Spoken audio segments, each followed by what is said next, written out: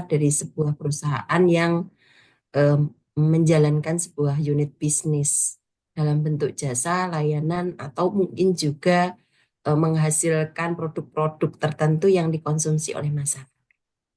Nah, jadi pelayanan kesehatan kerja ini menjadi bagian integral dalam upaya memberikan apa ya namanya, memberikan kesehatan terbaik untuk seluruh eh, apa anggota warganya yang ada di perusahaan itu supaya dia tetap sehat.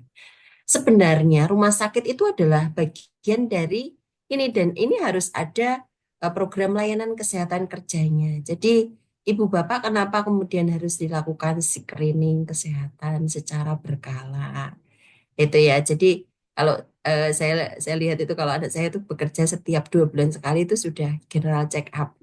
Apa yang bermasalah masalah, maka dia kemudian akan melakukan apa namanya check up, apa namanya pengobatan atau mungkin ke pelayanan kesehatan yang sesuai nanti dari rumah sakit yang ditunjuk dari perusahaannya itu.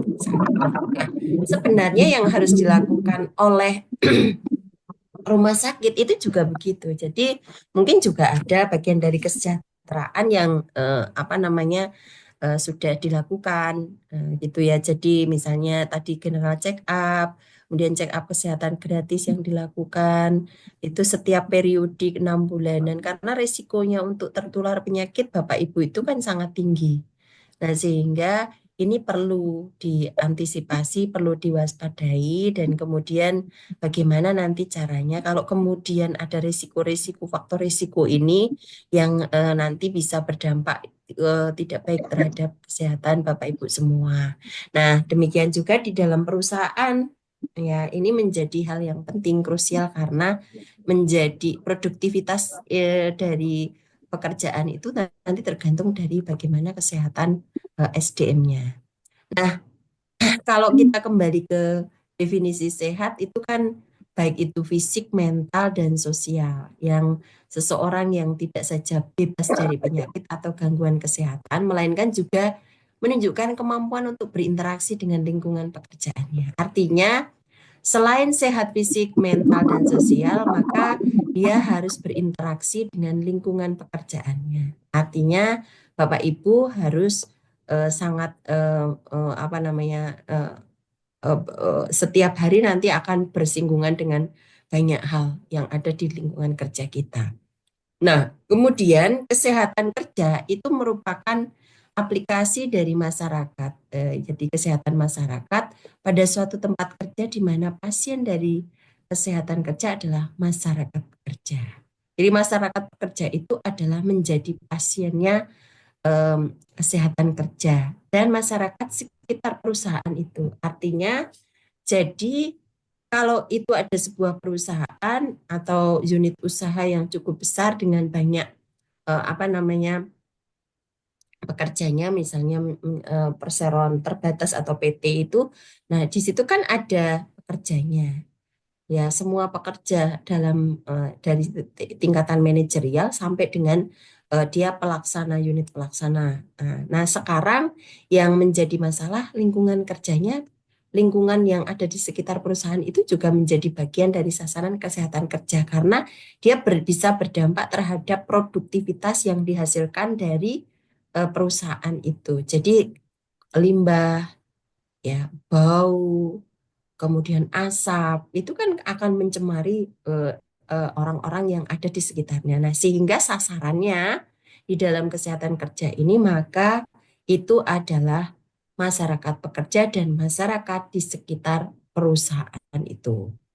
Nah, kemudian disiplin ilmu yang mendalami hubungan dua arah antara pekerja dan kesehatan. Jadi di sini ada hubungan antara efek lingkungan kerja dengan kesehatan kerja. Jadi hubungan antara status bekerja dengan kemampuan dalam melakukan tugas yang harus dikerjakan.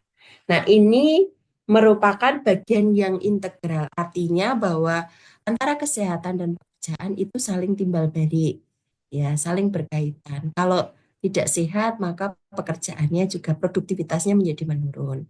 Kalau kemudian tidak dia mungkin dia sehat, tapi kalau dia tidak bekerja, sama juga tidak akan menimbul produktivitasnya juga tidak baik. Nah, demikian juga jadi antara ilmu kesehatan kerja ini ya, dengan pekerjaan itu menjadi bagian yang tak terpisahkan sehingga ada K3 di dalam perusahaan dan sebagainya itu adalah bagian yang luar biasa. Jadi kalau perusahaan-perusahaan besar itu Bapak Ibu jadi saya lihat itu K3-nya memang sangat rigid dan dia kalau kemudian melanggar sedikit aja di dalam proses K3 itu dia harus dikasih SP, surat peringatan tertulis. Jadi kalau sampai SP2 maka dia bisa dikeluarkan dari perusahaan karena itu akan membahayakan dirinya dan juga orang lain yang ada di sekitarnya. Nah, di dalam kesehatan kerja, ini tujuan utamanya adalah mencegah timbulnya gangguan kesehatan daripada mengobatinya. Jadi kalau ketahuan lebih awal, maka jadi kenapa screening kesehatan itu selalu dilakukan misalnya pada perusahaan-perusahaan yang besar itu misalnya 2 bulan sekali untuk mengetahui apa namanya general secara umum kondisi badannya atau kesehatannya dari pekerja itu adalah salah satunya supaya dia benar-benar produktivitas dari perusahaan itu benar-benar bagus dijaga betul karena nanti kalau SDM-nya ini pada sakit justru nanti akan menjadi masalah. Nah, yang perlu kita lihat bahwa kesehatan pekerja itu tidak hanya kesehatan fisik tapi juga kesehatan mentalnya. Jadi orang dengan tekanan depresi ditekan yang tinggi, penekanan yang tinggi pada apa namanya pasien ini pada orang pekerja ini, maka biasanya nanti juga akan mengalami permasalahan-permasalahan yang menyebabkan mungkin akhirnya mengganggu lingkungan kerja dan juga produktivitas dari kerja mereka. Sehingga kita juga harus mengambil kesehatan kerja itu dari aspek dua sisi, baik kesehatan secara fisik maupun kesehatan secara mental. Nah, ini penting sekali. Jadi kalau pada stres, ditekan-tekan terus pekerjaannya itu kan lama-lama dia mengalami gangguan jiwa. Ya, jadi itu menjadi hal yang apa namanya menjadi hal yang eh, luar biasa nanti kalau kemudian pada peserta-peserta apa namanya pekerja-pekerja ini menjadi orang-orang yang gangguan jiwa. Jadi nanti tidak bisa bekerja lagi dengan baik. Kemudian tujuan dari kesehatan kerja ini yang pertama adalah melakukan promosi pemeliharaan kesehatan fisik, mental, sosial dari bekerja. Ya, jadi ini termasuk mentalnya dan juga sosialnya. Nah, kemudian melakukan pencegahan gangguan kesehatan yang disebabkan oleh kondisi kerja. Ya, jadi mencegah gangguan-gangguan kesehatan dengan adanya APD yang ada di perusahaan yang harus dilakukan apa namanya dipakai dan sebagainya dan itu ditertibkan oleh perusahaan harus dipakai dan tidak boleh tidak itu ya itu adalah merupakan bagian dari upaya melakukan pencegahan. Nah, kemudian perlindungan pekerja dari risiko-risiko yang mengganggu kesehatannya. Nah, ini bisa APD tadi, salah satunya APD, kemudian penempatan pemeliharaan pekerja dalam lingkungan kerja yang sesuai dengan kemampuan fisik dan psikologinya. Jadi, adik-adik, masih adik-adik, Bapak Ibu, jadi kalau misalnya Bapak Ibu kok ditempatkan apa namanya di mana bidang ini itu kenapa gitu ya. Jadi itu salah satunya adalah dia menempatkan orang sesuai dengan kapasitasnya misalnya ya.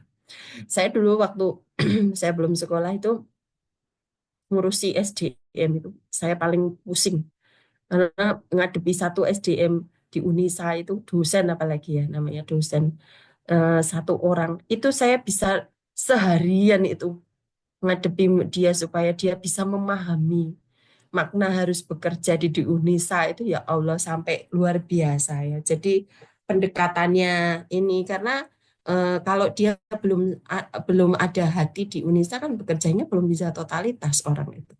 Ya, jadi kadang-kala melakukan itu duduk bersama, ngobrol dulu, terus ini jenengan dikembalikan ke fitrohnya, kitohnya jenengan itu mau ngapain itu ya.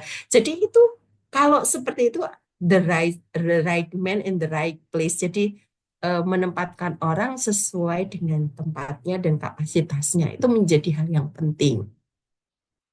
Nah, kemudian penyesuaian setiap orang kepada pekerjaannya, ya. Jadi pekerjaan ini kan membutuhkan apa namanya, penyesuaian waktu, ya. Jadi kadangkala saya kalau pada situasi yang baru dengan pekerjaan yang sebelumnya itu saya butuh waktu mungkin antara 1 sampai 2 bulan itu masih meraba-raba apa yang harus saya lakukan, apa yang harus ini. Jadi saya mencari celah-celah di mana apa yang bisa lakukan itu kalau saya optimal itu berarti saya harus melakukan apa.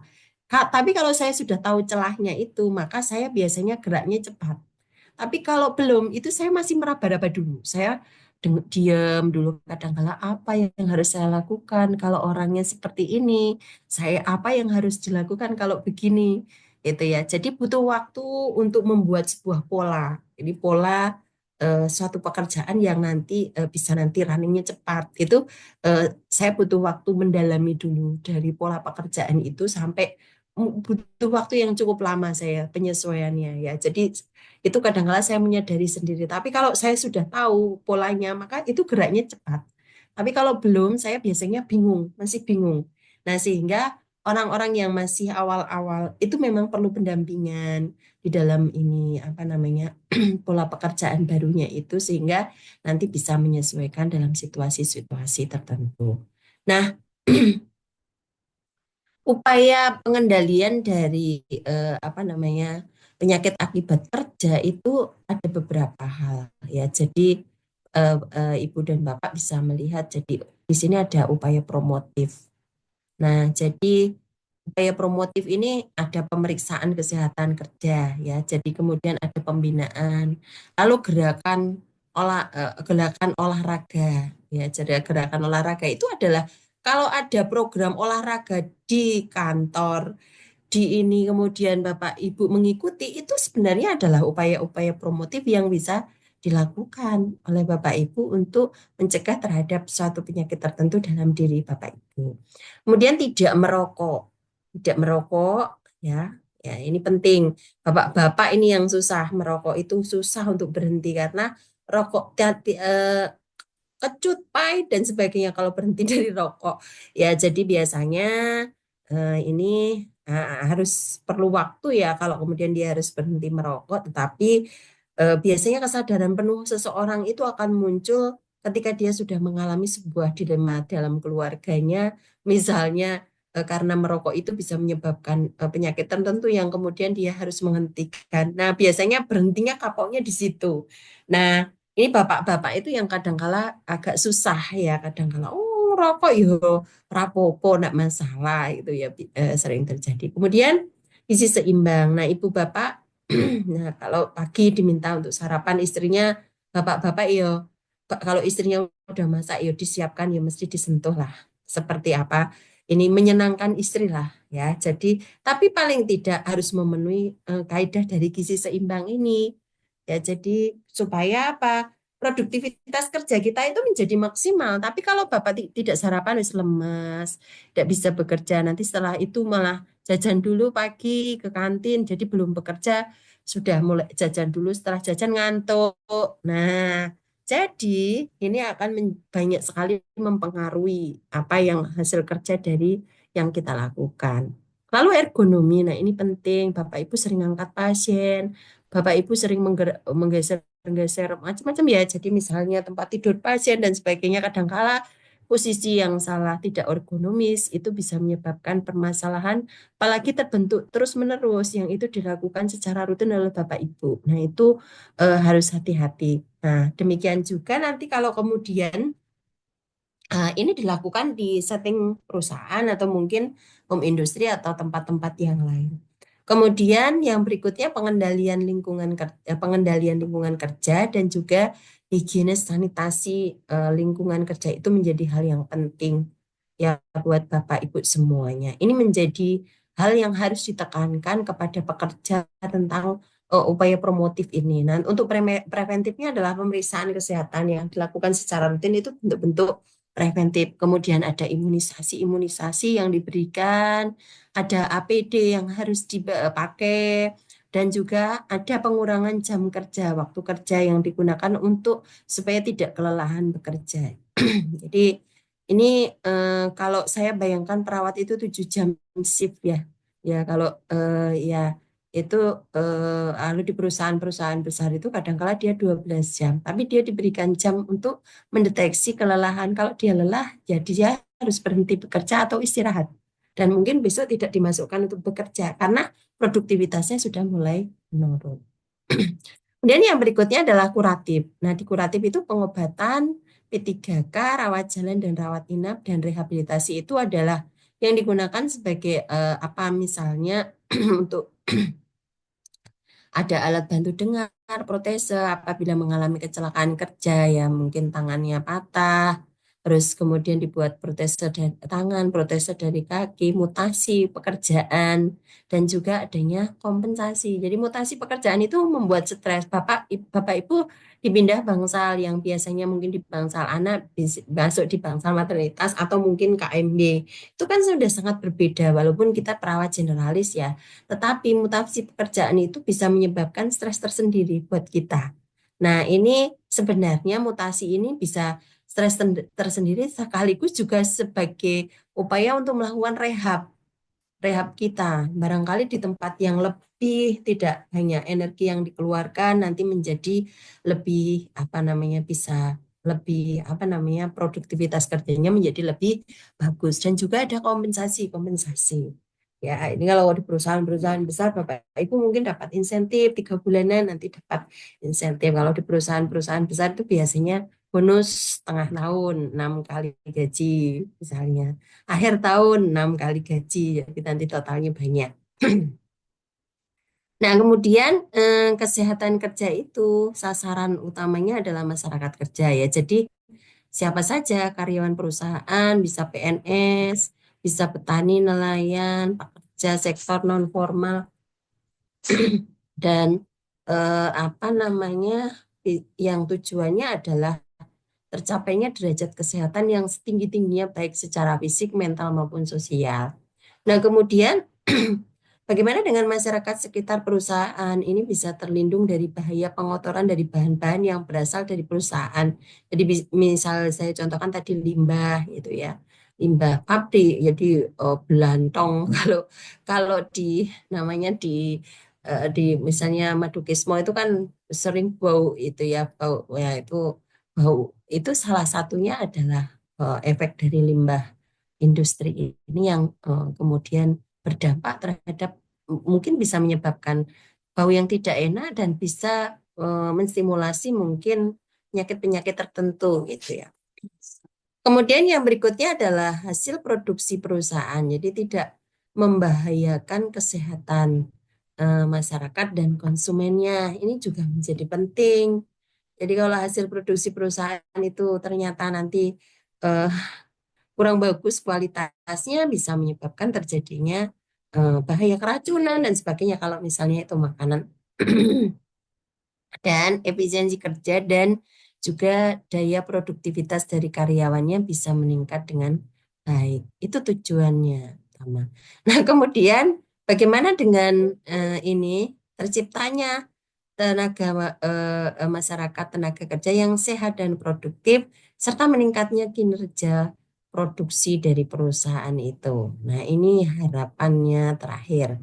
Lalu, nah ini nanti kita bisa melihat ada beberapa hal yang mungkin akan kita coba bahas dari upaya keserasian kesehatan kerja itu jadi upaya untuk mencegah timbulnya penyakit-penyakit dan kecelakaan akibat kerja. Jadi keserasian serta saling berinteraksi itu menjadi komponen yang antara lain adalah satu beban kerja. Jadi ini keserasian kesehatan kerja itu meliputi apa saja. Nah, ini beban kerja. Memerlukan otot dan juga pemikiran.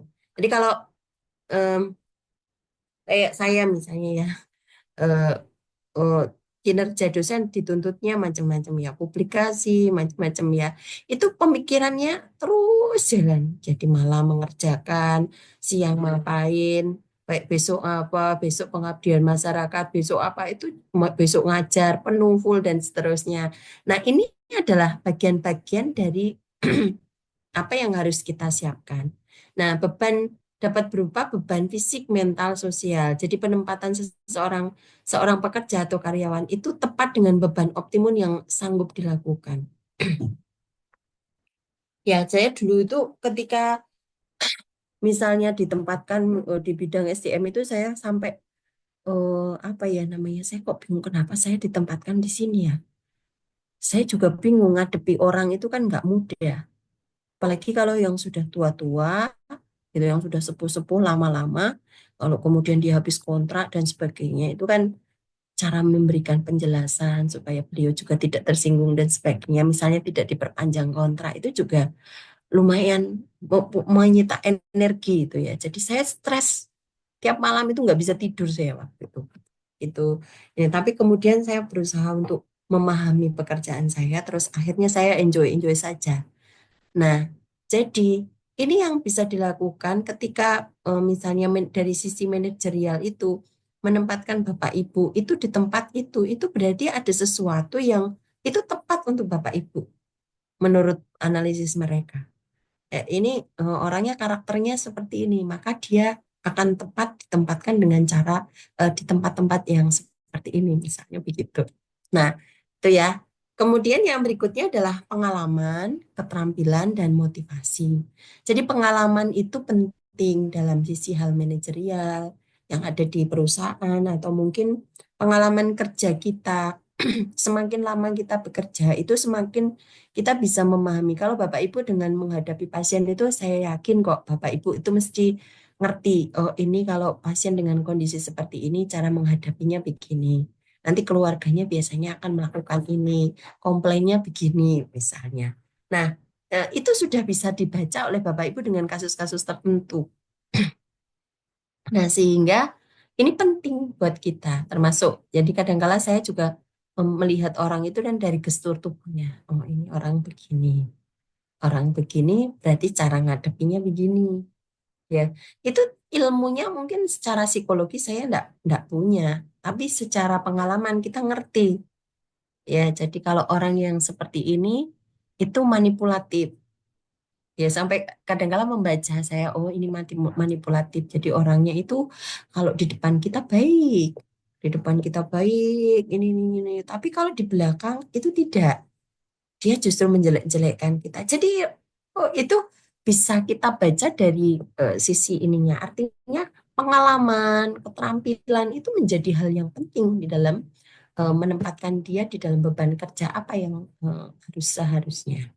Nah, caranya adalah nanti kita mengurangi atau mengatur beban kerja karyawan itu dengan merencanakan atau mendesain alat. Ya, misalnya kalau di apa namanya di tempat kerja itu kan ada gerobak, ada mesin tik, ada laptop, misalnya.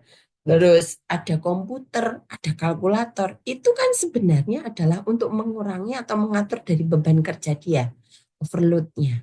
Coba tidak ada laptop, jenengan harus ngetik dengan mesin tik cetok cetok cetok lamanya minta ampun zaman sekarang loh. Sudah tidak lagi menulis dikurangi ya, sekarang udah mudah kita dengan rekam suara kita udah diketikkan gitu kan, sekarang luar biasa. Nah, jadi hal-hal itu yang sebenarnya mempermudah dan mengurangi dari beban pekerjaan kita yang seharusnya eh, kita lakukan menjadi lebih mudah. Nah, kemudian merencana dan mendesain termasuk waktu kerja. Nah, ini penting ya. Jadi kadang-kala kalau Bapak Ibu itu ada perubahan di dalam sistem tata tata apa namanya di apa namanya di manajerial, kemudian merubah, oh nanti shift jaganya itu kita mulainya 5:30 misalnya, terus malam sampai jam sekian, dari jam sekian sampai sekian dan seterusnya. Nah, itu mungkin bisa jadi itu maksudnya adalah dari pimpinan itu untuk mengurangi atau mengatur beban kerja kita. Yang misalnya, oh ternyata di overloadnya ada di sini, sehingga dia harus apa biar dia ini maka kita upayakan penataan untuk waktu pekerjaannya gitu. Nah, kemudian keserasian lagi yang berikutnya adalah beban tambahan. Ya, ini kondisi lingkungan yang tidak menguntungkan bagi pelaksanaan pekerjaan yang mengganggu pekerjaan dan di atasnya atau dihadapi oleh pekerja atau karyawan. Jadi beban tambahan yang di luar ekspektasi kita itu banyak Bapak Ibu ya. Jadi kadang-kala kalau saya lagi sekolah misalnya, tapi nanti ada beban pekerjaan, oh ada penelitian yang harus kita jalankan selain penelitian kita. Kemudian ada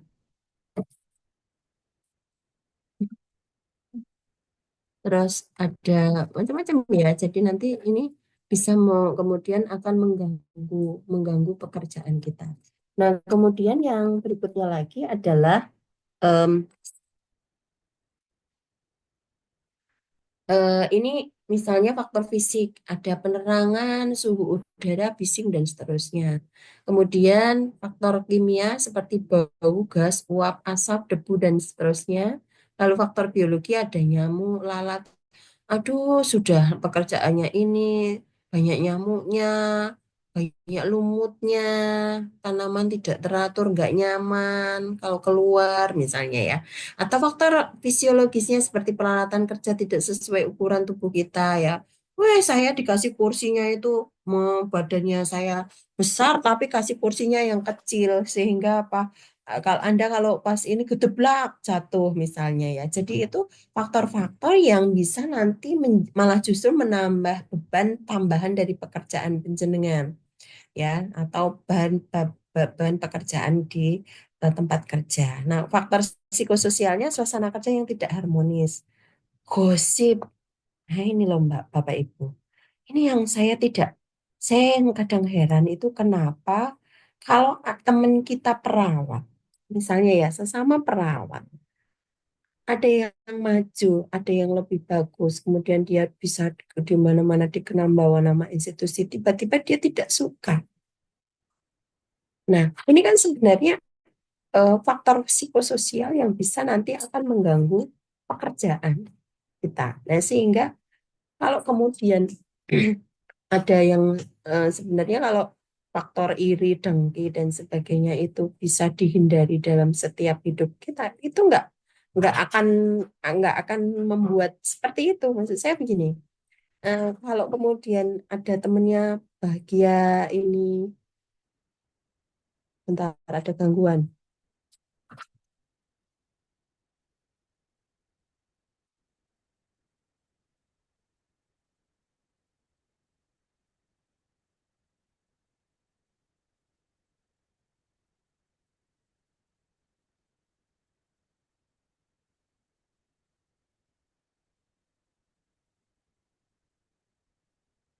Nah, ini ya saya jadi menekankan kembali Bapak Ibu. Mari kalau teman-teman kita ada yang apa namanya berhasil sukses dalam hidupnya kita ucapkan selamat dengan ikhlas. Artinya jangan sampai kemudian itu hanya di depan kita, tapi nanti di belakang kemudian kita ada cara lain untuk menjatuhkan dia dan sebagainya. Ini banyak terjadi dan saya sayangkan kalau itu ada di institusi Muhammadiyah atau Aisyah. Seharusnya kita itu saling mendukung. Kalau toh orang kemudian kita misalnya ini pasti akan gantian kan, tidak kemudian dia terus gitu ya. Jadi eh, kita kalau justru saya kalau seperti itu biar dia merasakan apa yang yang dirasakan. Kadang-kala dia menjadi pengkritik kalau kita misalnya misalnya di struktural dan sebagainya. Kalau dia mengkritik kemudian dia di posisi itu, dia akan merasakan. Nah, kadangkala orang itu tidak bisa punya empati ketika dia tidak merasakan hal yang ada di situ. Nah, itu yang kadangkala kita harus bisa ini ya. Jadi hal-hal yang seperti ini itu menjadi lingkungan yang toksik Bapak Ibu. Kalau anak-anak milenium mengatakan begitu sehingga mari di lingkungan kerja kita bantu, kita berikan dukungan supaya menjadi lingkungan yang bersahabat dan penuh dengan kekeluargaan. Ya, jadi jangan ada prasangka buruk di antara kita. Sehingga mari kalau ada temennya ini memang ya dia memang hebat harus kita akui kalau dia hebat. Kalau dia misalnya apa ini ya kita harus mengakui itu dan itu harus legowo ya. Nah, dengan besar hati kita harus menerima dengan itu. Ya enggak apa-apa. Itu rezeki dia. Mungkin rezeki saya yang lain. Nah, sehingga percayalah bahwa kita itu akan mendapatkan sesuatu dengan cara kalau kita dengan baik, jujur, dan ini insya Allah nanti yang terbaik yang kita berikan. Ya, akan diberikan juga pada Allah dengan oleh kita. Jadi ini mari kita bangun suasana itu menjadi suasana kekeluargaan yang saling mendukung. Itu menjadi hal yang penting di dalam suasana kerja kita. Sehingga kalau ada, oh ya kok nggak datang kenapa? Oh ini. Tapi malah dibisik-bisik. Nah itu kayaknya perlu dihindari ya hal-hal yang seperti itu. Jadi kalau oh ya sudah karena sakit anaknya baru ini ya udah maklum kita berarti kita ganti jaganya atau apa gitu ya. Jadi jangan sampai malah justru kita apa ya namanya membisiki dia kemudian dia merasa menjadi tidak nyaman. Lalu yang berikutnya adalah kemampuan atau kapasitas. Jadi kondisi tubuh pekerja untuk bekerja itu mungkin berdasarkan seks. Artinya seks itu jenis kelamin. Ya, jenis kelaminnya itu berbeda. Ya, jadi laki-laki dan perempuan mungkin kalau suruh bekerja yang mengangkat ini dan sebagainya, kalau itu untuk perempuan kayaknya tidak tepat dan sebagainya. Jadi ini harus disesuaikan dengan kapasitas dan kemampuannya. Kemudian umurnya, demikian juga kalau lansia mosok yo kon angkat junjung dan sebagainya ya. Nah, kemudian gizinya, lalu tingkat kesehatannya dan juga postur tubuhnya. Orang yang pendek, postur tubuhnya nanti di ini, misalnya dikasih di tempat yang justru malah dia kerjaannya adalah untuk ini. Jadi jangan sampai eh, tidak sesuai dengan ini ya, yang terjadi. Nah, kemudian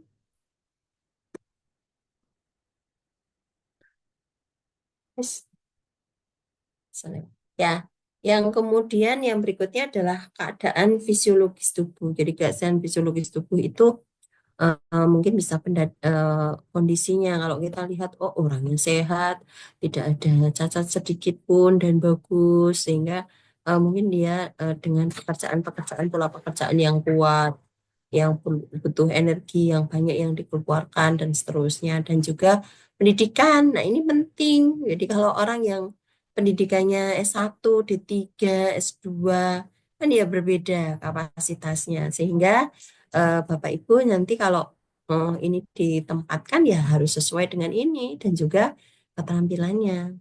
Ya, jadi masa D3 sama dengan S1 penghargaannya kan juga tidak pas gitu ya. Jadi karena itu jenjang pendidikan itu biasanya juga akan menentukan kemampuan dan keterampilan yang dimiliki oleh yang bersangkutan, kapasitasnya dan juga kompetensinya. Nah, kemudian yang berikutnya adalah lingkungan kerja. Nah, di lingkungan kerja itu faktor efek atau potensi yang dapat menimbulkan masalah kerja.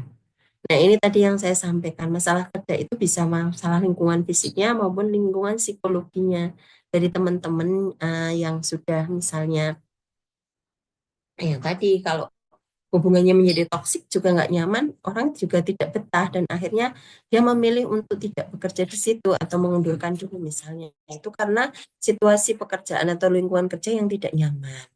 Dan kemudian yang berikutnya adalah perlu penanganan atau evaluasi dan pengendalian efektif dari bahaya kesehatan kerja yang ada dan juga membuat lingkungan kerja menjadi tidak sehat menjadi lingkungan kerja yang sehat. Nah, ini menciptakan ini menjadi hal yang bagus. Jadi misalnya, oh sekarang bangsalnya nggak mungkin direnovasi misalnya, tapi bisa dimodifikasi dan dimodifikasi supaya menarik ini kemudian apa namanya eh, orang juga menjadi lebih nyaman, walaupun mungkin agak sumpek usek-usekan, tapi ada dibuat space-space tertentu yang bisa digunakan untuk berdiskusi dengan keluarga ketika ada perawatan dengan pasien dan sebagainya. Atau bisa juga lingkungan kerjanya yang apa namanya nanti mungkin penuh cahaya panas dan sebagainya kemudian bisa apa ditata sedemikian rupa menjadi lebih nyaman sehingga menjadi lebih tenang dalam bekerja ya Kemudian yang berikutnya adalah bagaimana antisipasi dan mengetahui lingkungan kerjanya ya. Jadi yang pertama adalah pengenalan lingkungan kerja. Jadi biasanya orang-orang di baru itu kan dilakukan rekognisi ya. Dia pengenalan atau orientasi yang pindah-pindah misalnya.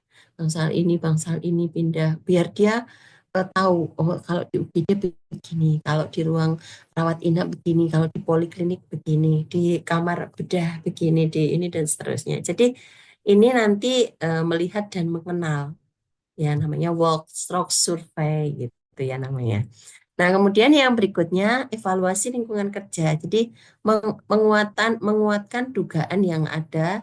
Jadi tetapkan karakteristik bahaya yang ada, gambaran cakupan besar dan luasnya dari pajanan atau paparan terhadap permasalahan nanti yang akan menyebabkan terjadinya permasalahan kesehatan kerja.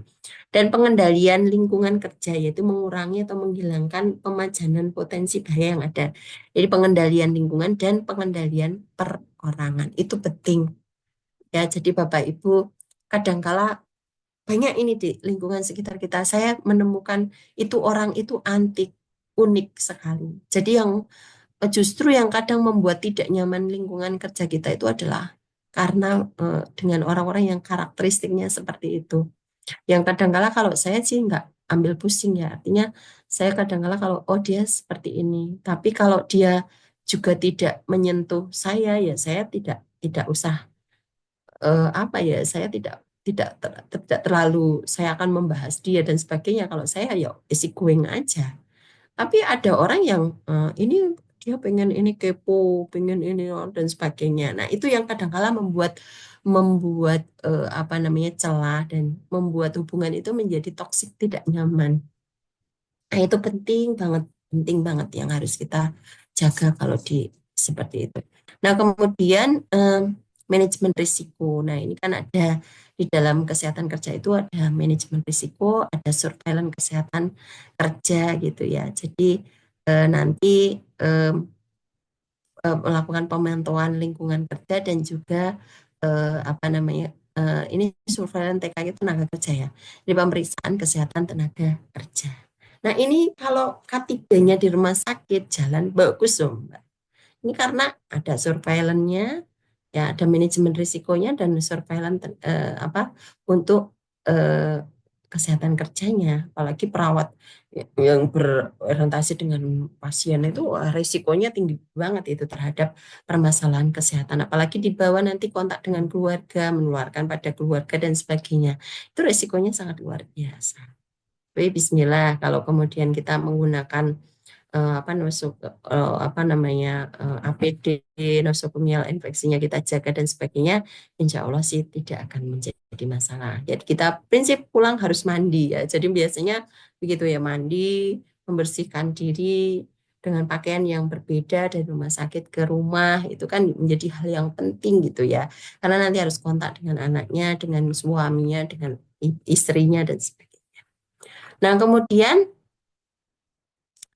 ini adalah tahapannya ya. Jadi tahapannya, jadi nanti eh, ini yang apa namanya penemuan gangguan. Jadi biasanya pekerja atau petugas keselamatan atau perawat dokter gitu ya. Jadi kalau di perusahaan-perusahaan di tempat-tempat kerja yang ini kan di situ biasanya ada kliniknya. Sekarang juga selain institusi hampir semua institusi itu ada ya jadi ada kliniknya nah termasuk sekolah itu sudah ada ya sekarang. Nah nanti diagnosis penyakitnya apa itu biasanya ditentukan oleh dokter atau perawat, kemudian penemuan penyebab lingkungan misalnya ini biasanya dilakukan oleh ahli higien, bisa juga perawat dokter dan ahli toksikologi. Lalu pemantauan dan pengendalian sebabnya biasanya ahli insinyur keselamatan dan ahli ergonomi atau dokter. Dan juga melakukan pemantauan kesehatan kerja biasanya perawat dan dokter. Ya, jadi itu saya suka diceritain anak saya tuh yang bekerja misalnya di perusahaan itu bilang, Bu, kalau di tempat saya itu jangan dikira tidak ada perawat dokter ya, karena di kliniknya itu juga ada dokter yang standby, perawat yang standby.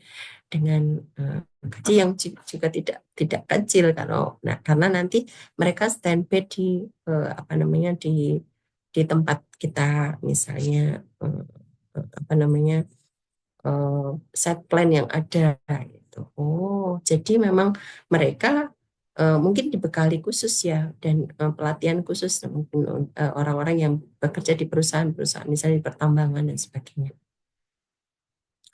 Nah, upaya pelindungan, jadi upaya pelindungan tenaga kerja bidang kesehatan masyarakat kerja harus didapatkan dengan baik dengan sepenuhnya dapat mengendalikan serta mengevaluasi bahaya-bahaya risiko dari kesehatan kerja.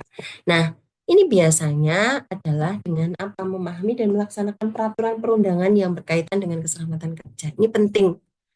Makanya di SP1, SP2, SP3. Karena apa? Kalau dia tidak ini, maka akan membahayakan dirinya dengan dan orang lain. Maka harus memahami dan melaksanakan peraturan. Tidak pakai seat belt aja kalau dia di kendaraan, itu sudah dapat SP1. Itu karena memang haknya untuk peraturan jadi apa namanya sektor-sektor industri yang besar itu ya. Nah, kemudian mencegah terjadinya kecelakaan dan penyakit akibat kerja dengan cara mengenal bahaya dan risiko terjadinya kecelakaan kerja dan penyakit akibat kerja. Ya, jadi bahaya keselamatan dan bahaya kesehatan. Dan juga menilai bahaya dan risiko di tempat kerja, kemudian penata laksanaan dan pengendalian dari bahaya di tempat kerja serta monitoring dari lingkungan kerja. Nah, kemudian bagaimana pelindungan kesehatan kerja ini? Ya, jadi tenaga kerja itu merupakan sumber daya yang sangat menentukan jalannya industri yang menjadi aset perusahaan yang besar. Ya, jadi Bapak dan Ibu bekerja di rumah sakit itu menjadi aset yang besar SDM itu.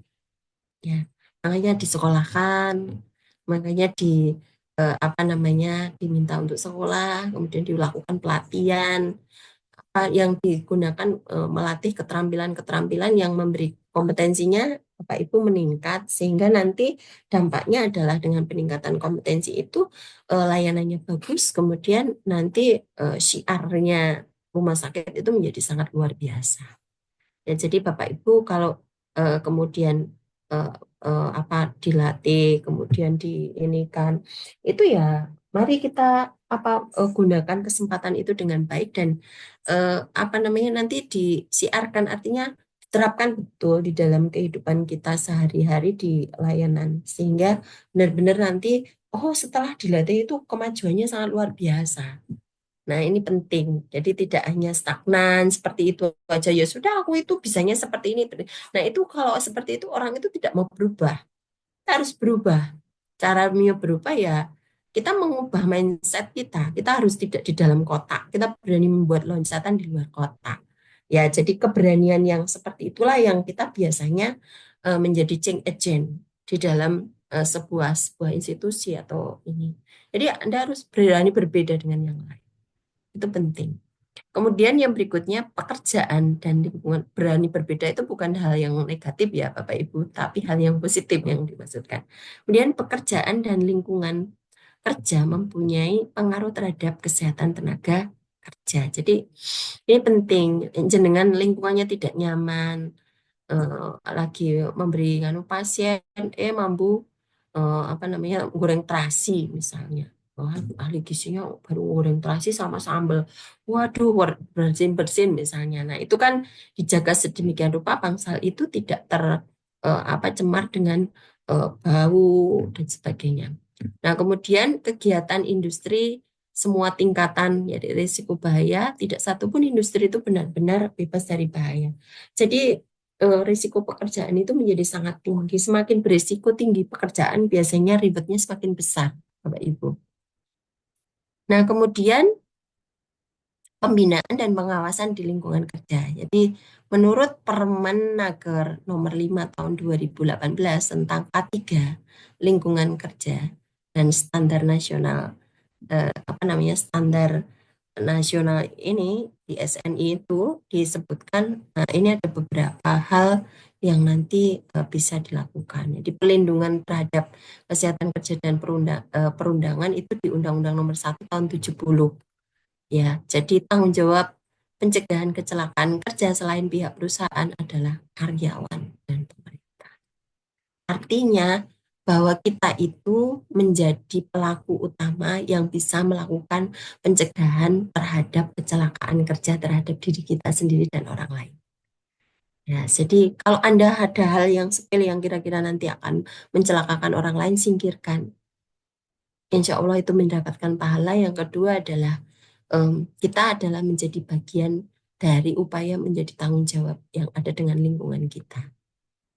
Nah, kemudian yang berikutnya di Undang-Undang Nomor 13 Tahun 2003 itu disebutkan bahwa setiap pekerja atau buruh mempunyai hak untuk memperoleh perlindungan atas keselamatan dan kesehatan kerja serta perlakuan yang sesuai dengan harkat martabat manusia serta nilai-nilai agama baik secara moral maupun kesusilaan. Jadi, saya pernah mewawancarai salah satu alumni kita yang bekerja, maaf, di institusi non-muslim. Nah, di dalam institusi non-muslim itu saya tanya, iya Bu, saya mungkin saya ribetnya itu cukup cukup banyak. Tetapi saya sebentar.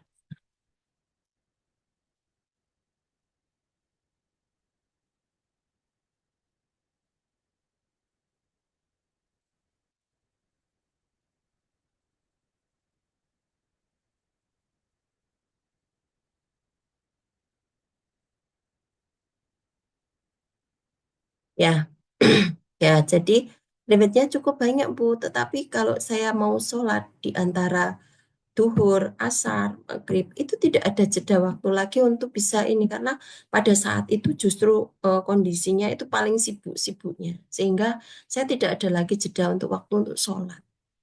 Sehingga saya terpaksa harus keluar. Karena memang ini ternyata tidak memberikan apa namanya perlindungan harkat martabat saya. Maksudnya apa pertanggungjawaban dia yang harus sesuai dengan nilai-nilai agamanya. Nah, itu yang kemudian dia akhirnya memilih untuk tidak bekerja, melanjutkan pekerjaan di situ. Dan setiap pekerja atau buruh keluarga itu berhak untuk memperoleh jaminan sosial tenaga kerja. Jadi kalau sekarang itu kan BPJS tenaga kerjaan, BPJS kesehatan itu menjadi bagian yang penting di dalam jaminan untuk Bapak dan Ibu.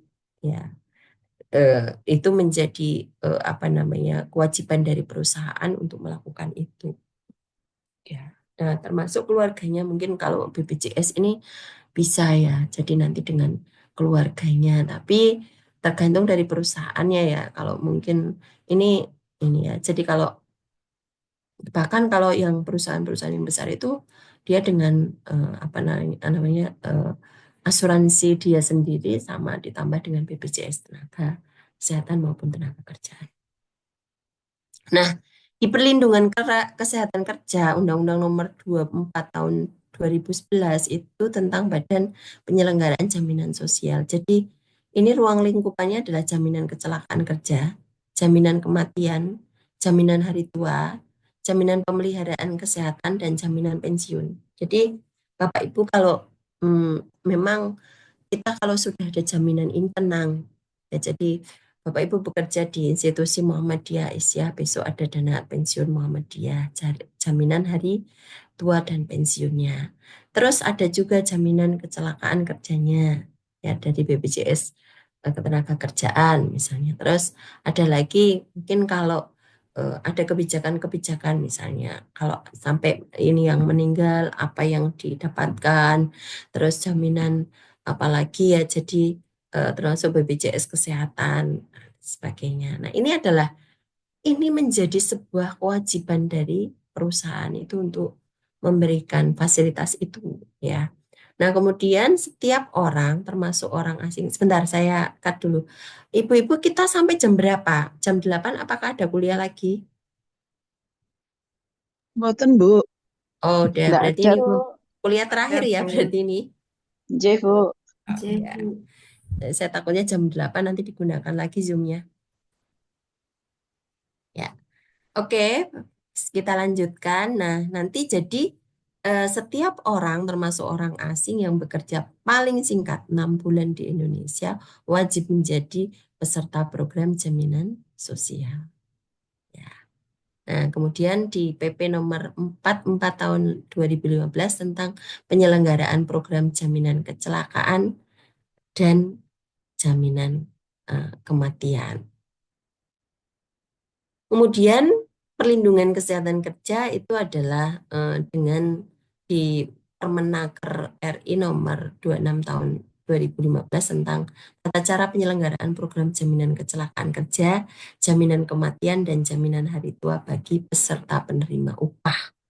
Nah, ini eh, apa namanya perusahaan itu harus memberikan tanggungan karena dia bekerja siang malam, udah bertaruh banyak hal tenaga pikiran dicurahkan di situ. Nanti keluarganya juga mendapatkan hak-hak, kemudian sejahtera dan sebagainya. Itu adalah bagian dari ini.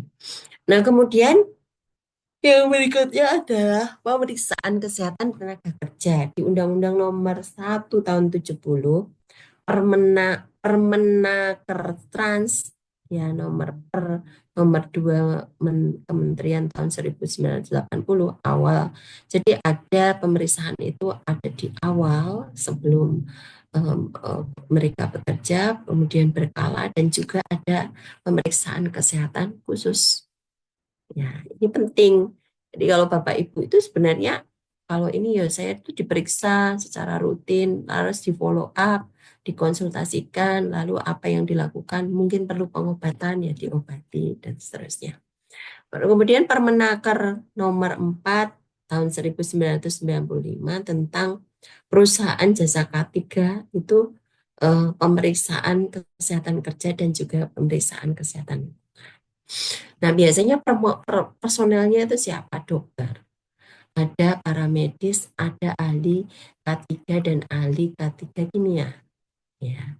Kemudian fungsi dan paramedis dokter perusahaan misalnya fungsi perlindungan kesehatan tenaga kerja, kemudian fungsi pelayanan kesehatan dan juga administrasi. Nah, sekarang ini fungsi administrasi ya. Jadi perencanaan, pengawasan, koordinasi antar unit, pencatatan, pelaporan dan seterusnya. Nah, oke.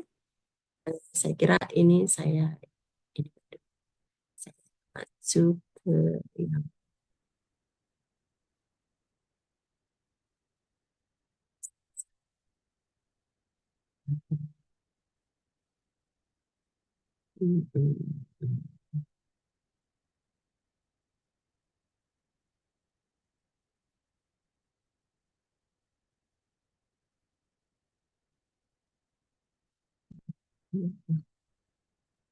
Nah, baik Ibu Bapak, kita lanjutkan. Sekarang kita ada di penyakit akibat kerja atau disebut PAK ya dalam sistem sebuah pelaporan di kesehatan kerja. Itu disebutkan bahwa industri dan produknya mempunyai dampak positif dan negatif pada manusia. Ya di paparan bahan bahan apa namanya eh, bahan-bahan yang bisa mempengaruhi kesehatan dan lingkungannya. Nah, kecelakaan kerja dan penyakit akibat kerja itu merupakan sebuah konsekuensi dari risiko yang dihadapi setiap pekerja sehari-hari yang berhadapan dengan sumber bahaya. Nah, ini dasar hukumnya bisa dilihat tadi yang salah satunya sudah saya sebutkan juga di Permenaker TAN dan seterusnya tadi. Nah, ini dasar hukumnya sama. Jadi, apa itu penyakit akibat kerja atau occupational disease itu merupakan penyakit yang disebabkan oleh pekerjaan atau lingkungan kerjanya. Ya, jadi penyakit yang disebabkan karena pekerjaan dan atau lingkungan kerjanya. Jadi PAK ini dapat disebabkan oleh faktor tunggal dan dapat disebabkan oleh faktor ganda, di mana faktor-faktor penyebab itu semuanya berasal dari pekerjaan atau lingkungan kerjanya. Nah, ini menurut ILO ya, itu disebutkan bahwa penyakit spesifik atau berasosiasi kuat dengan pekerjaan yang pada umumnya terdiri dari satu agen penyebab dan yang sudah diakui ya. Sedangkan istilah penyakit yang timbul karena hubungan kerja adalah istilah yang digunakan erat kaitannya dengan kompetensi atau ganti rugi, kompensasi maaf. kecelakaan kerja seperti halnya yang digunakan dalam eh, eh, keputusan Presiden nomor 22 tahun 93 tentang penyakit yang timbul akibat hubungan kerja. Nah, ini kalau bisa dilihat ini faktor penyebab dari penyakit akibat kerja itu bisa disebabkan oleh faktor-faktor bahaya yang mungkin berasal dari tempat bekerja, baik itu secara fisik, kimia, biologi, ergonomi, posisi ergonomi, juga psikologi, ya. Nah, jadi ini maka perlu karena individu itu menjadi rentan, ya, maka banyak bahaya yang tidak dikendalikan. Nanti kita akan menyebabkan terjadinya penyakit akibat kerja atau disebut sebagai occupational disease. Nah, faktor penyebabnya dari penyakit akibat kerja itu faktor fisika itu seperti suara bising yang bisa menyebabkan terjadinya ketulian. Ini misalnya di pabrik-pabrik itu ya. Dan radiasi sinar rongsen atau radioaktif. Jadi orang-orang teman-teman yang radiologi itu kan dia biasanya mendapatkan tunjangan dari Bapeten ya kalau saya tidak salah. Nah, itu eh, berapa itu ya? Karena dia risikonya terpapar sinar radiasi itu cancer, macam-macam ya. Jadi nanti berisiko terhadap penyakitnya, penyakit kelainan darah dan kulit. Ya, radiasi sinar inframerah dapat mengakibatkan katarak pada lensa dan sinar UV dapat menyebabkan konjungtivitis fotoelektrika. Nah, kemudian suhu yang terlalu tinggi menyebabkan heat stroke atau pukulan panas itu ya namanya, atau heat cramp atau kejang panas dan hiperpireksia. Sedangkan suhu terlalu rendah itu akan menyebabkan terjadinya frostbite. Ya, nanti bisa dilihat. Nah, faktor-faktor penyebab apa namanya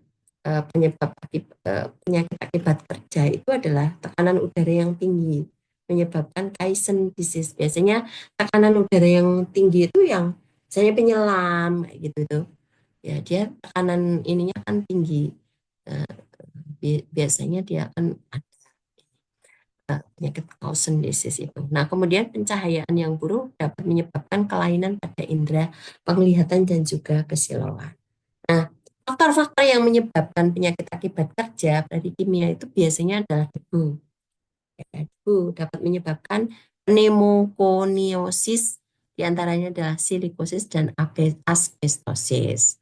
Kemudian uap atau dapat menyebabkan demam uap logam, jadi metal fume fever, metal fume fever ya.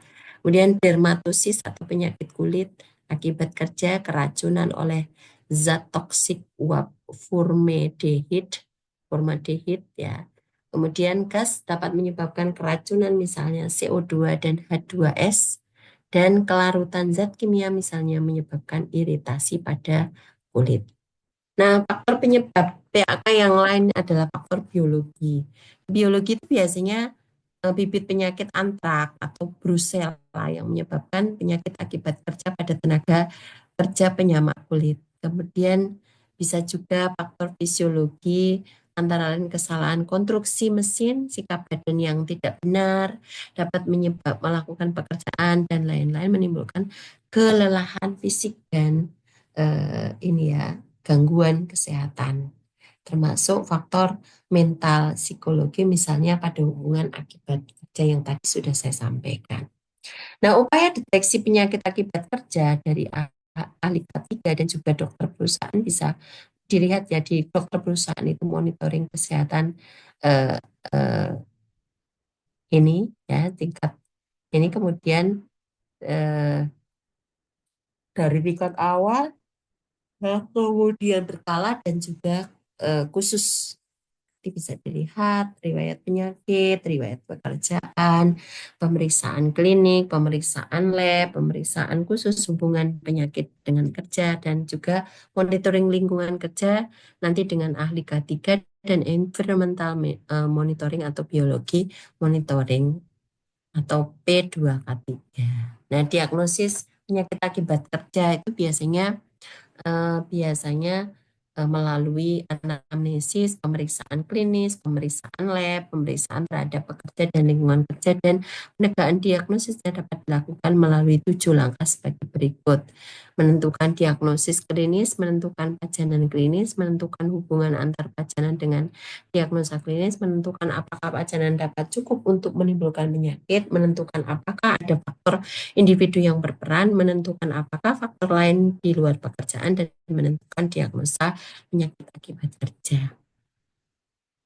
Nah, apabila dalam pemeriksaan kesehatan ditemukan penyakit akibat kerja, dokter membuat laporan medis diagnosa PAK, jadi penyakit akibat kerja.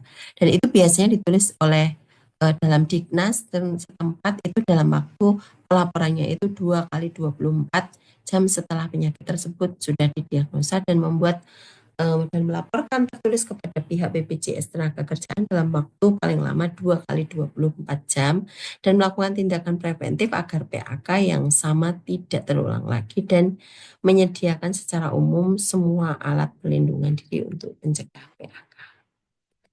Jenis-jenis PAK kalau menurut Peraturan Presiden Nomor 7 tahun 2019 itu adalah penyakit yang disebabkan karena pajanan faktor yang timbul dari aktivitas pekerjaan, penyakit berdasarkan sistem organ target, dan penyakit kanker akibat kerja, dan juga penyakit spesifik lainnya.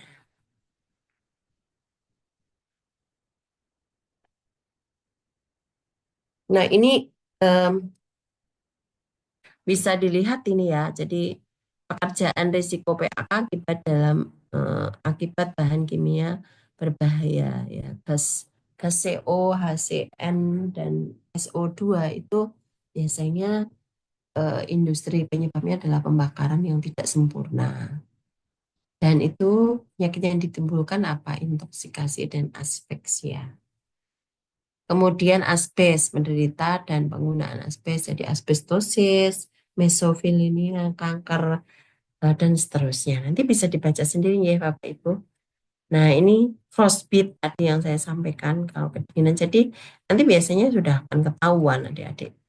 Kita sudah tahu, oh ini masuknya kategori yang mana. Oke, nah sekarang nanti Bapak Ibu bisa sambil lanjutkan untuk membacanya, enggak apa-apa. Tapi pada prinsipnya ini bisa dilihat nanti yang bisa biasanya akan mengganggu banyak pekerjaan di kantor, suaranya dan sebagainya tadi termasuk bising fisika gitu. Oke, sampai di sini ada yang mau ditanyakan Bapak Ibu? Nanti saya sampaikan ininya PowerPoint-nya. Sepertinya sudah capek dan lelah ini Ibu-ibu. Sudah pengen tidur. Baik, saya kira demikian Ibu-ibu, Bapak-bapak untuk hari ini kuliahnya. Mudah-mudahan memberikan manfaat untuk kita semua, dan diberikan langkah kemudahan dalam setiap langkah kita di semester 2. Ini menjadi perjuangan terakhir untuk menyelesaikan studi di periode akademik tahun depan. Bapak Ibu setahun lagi tinggal masuk profesi ya. Jadi praktek di rumah sakitnya masing-masing kan menjadi lebih nyaman kecuali jiwa ya. Oke. Ya. Ada yang mau disampaikan Bu Entin? Insya Allah aman, Bu. Oh iya. Cukup nggih? Kalau cukup kita akhiri ya. Kita tutup dengan baca lafaz hamdalah. Monggo. Alhamdulillahirrahmanirrahim. Nanti materinya saya kirimkan ke Mbak Esti. Nggih. Bu, semuanya selamat malam. Assalamualaikum warahmatullahi wabarakatuh.